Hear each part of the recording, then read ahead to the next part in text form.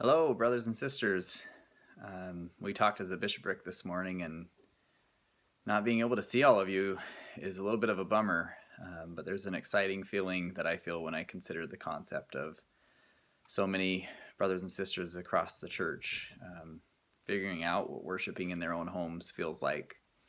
I don't think it's a coincidence that our prophet for the past several years has been taking actions to increase ministering efforts, to change the way we think about how we reach out to one another, to change the way we feel about having a home-centered church, and empowering us to learn and live the gospel in our homes. And here we are in such a unique and difficult time, but practicing and trying imperfectly, if you're anything like me, to live the gospel in your home, to have a Sunday service with your family, or with yourself or with others that you might reach out to online. It's different. And as I think back, I just wanted to reach out to all of you and just say we're thinking of you. There's significant amount of prayers and efforts and reach out happening across the ward to so many people because we want to stay connected. But in this time, I just wanted to share some of my thoughts on what this has all meant for me. Last week we were down in California on spring break as a family, and everything was changing so rapidly it was hard to keep up with what was going on and what was expected.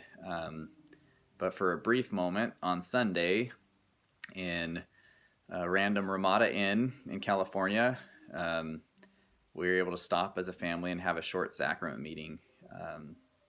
And we didn't have any talks prepared or anything interesting like that, but we did bless and pass the sacrament. I forgot to tear the sacrament bread, so had some little moments of trying to figure out how to do that and remember how to do that. But what stood out to me is that we were part of a group of so many people who were experiencing this, and we were not the first group.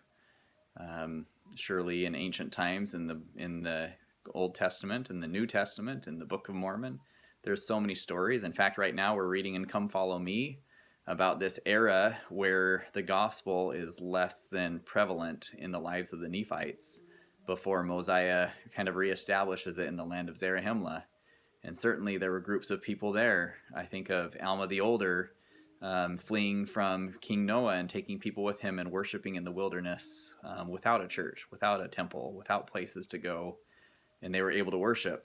And as we sat there in that small hotel room wondering what the future held, I just felt the Spirit overwhelm me with this idea that we're in good company of really good brothers and sisters across time and eternity who have had to live and learn how to live the gospel in their own homes.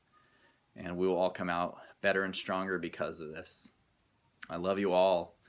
There's so many people across your ministering brothers and sisters and ward council who are thinking and praying about so many across this ward, and I know families and others that we're reaching out to across the way.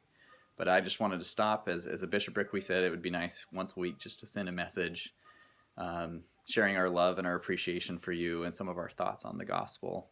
I know these are uncertain times, but the Lord has taught us that in Him we can have strength and we can have peace and we can have comfort, and we need not fear. So I encourage you to take care of yourselves, to reach out to others, and to make sure you're carving out time to feel the Spirit in your homes. And wish you all the best.